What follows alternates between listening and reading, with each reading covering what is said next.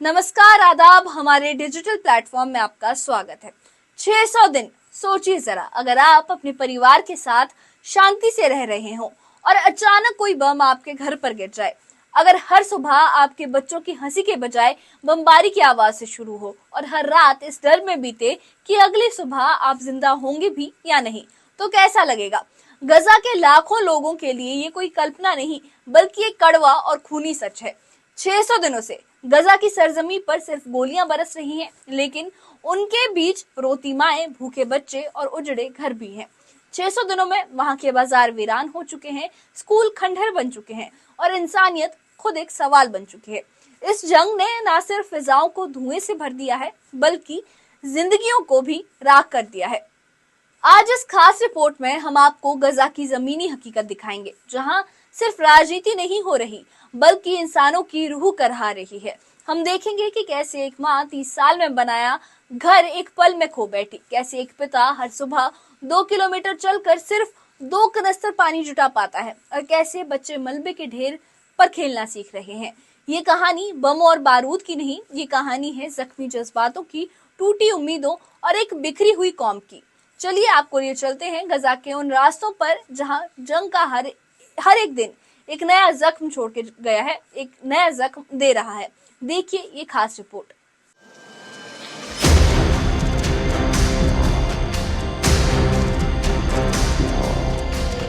गजा पट्टी में जंग अब 600 दिन पूरे कर चुकी है। इस दौरान जिंदगी के निशान मिटते गए और मलबे के ढेर बढ़ते चले गए। खान यूनुस की गलियों में हर तरफ तबाही का मंजर है। लोग मलबे के दरमियान से अपनी राह निकालते हैं। रफा की रहने वाली फातिमा अब्दुल्ला, जो इस जंग में बेघर हो चुकी हैं, बताती हैं कि 600 दिन ऐसे महसूस होते हैं जैसे 600 साल हो। हमने अपने बच्चे, अपने बुजुर्ग, अपने घर सब खो दिया।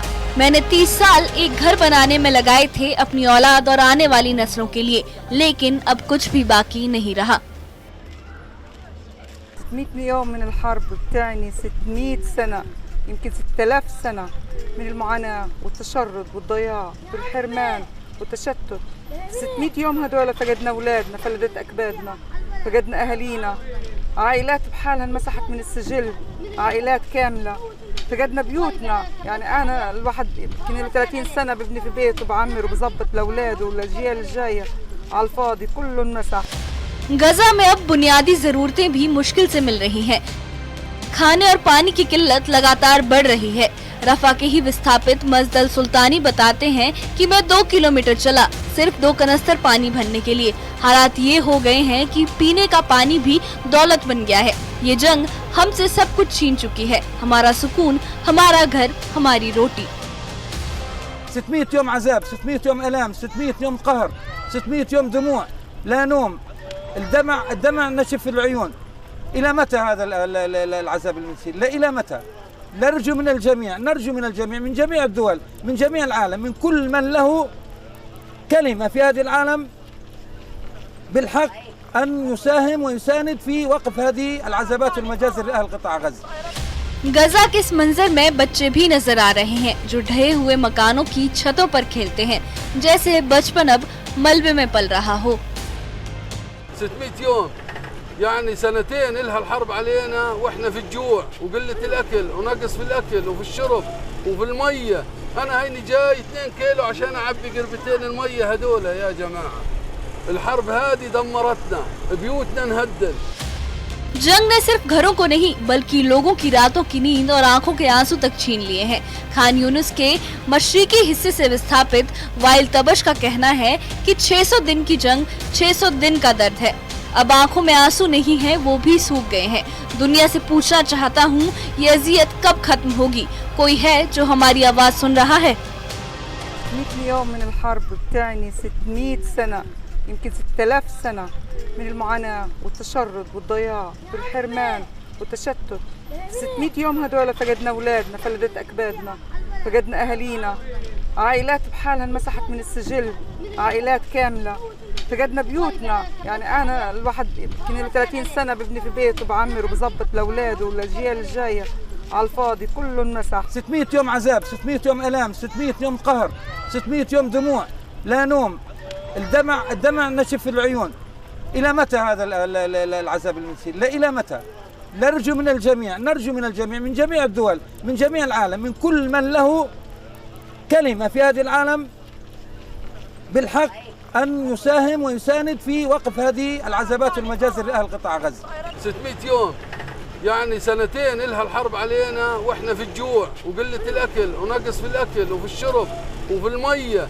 أنا هيني جاي 2 كيلو عشان أعبي قربتين المية هدول. يا جماعة الحرب هذه دمرتنا، بيوتنا انهدن. इसी दरमियान इजराइल के पीएम नेतन्याहू ने संसद में बयान दिया कि इजरायली फौज ने हमास के टॉप कमांडर मोहम्मद सिनवार को मार गिराया है। वो मारे जा चुके हैं। हमास लीडर यहया सिनवार के भाई थे। नेतन्याहू ने कहा कि हमने आतंकियों को हमारी सरजमी से निकाल दिया, हजारों को मारा और मोहम्मद सिनवार को भी खत्म कर दिया। मीडिया रिपोर्ट्स के मुताबिक 13 मई को खान यूनिस के यूरोपियन अस्पताल के पास एक एयर स्ट्राइक में सिनवार की मौत हुई। उन्हें साया और भूत के नाम से भी जाना जाता था, उनकी छुपी हुई कार्रवाइयों की वजह से। दूसरी तरफ हमास ने ऐलान किया है कि 30 मई से 1 जून तक दुनिया भर में विरोध प्रदर्शन होंगे ताकि गजा पर जारी कार्रवाई को लेकर दबाव बनाया जा सके। हमास ने अपने बयान में कहा कि हम दुनिया भर के लोगों से अपील करते हैं कि वो हमारे साथ खड़े हों। ये सिर्फ जंग नहीं, एक इंसानी संकट है। हमारे लोग भूखे हैं, घायल हैं और पूरी कौम मिटाई जा रही है। हमास के मुताबिक 7 अक्टूबर 2023 से अब तक 54,000 से ज्यादा फिलिस्तीनी मारे जा चुके हैं, जिनमें ज्यादातर महिलाएं और बच्चे शामिल हैं। 1,23,000 से ज्यादा लोग घायल हैं। 2 मार्च से गजा में सभी क्रॉसिंग्स बंद है, जिससे खाना, दवा और इंसानी मदद अंदर नहीं पहुंच पा रही। संयुक्त राष्ट्र, मानवाधिकार संस्थाएं और कई अंतर्राष्ट्रीय रिपोर्टों के मुताबिक गजा अब एक मानवीय संकट की सबसे गहरी मिसाल बन चुका है।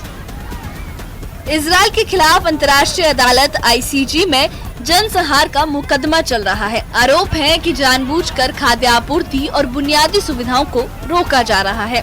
Bureau report, news 18।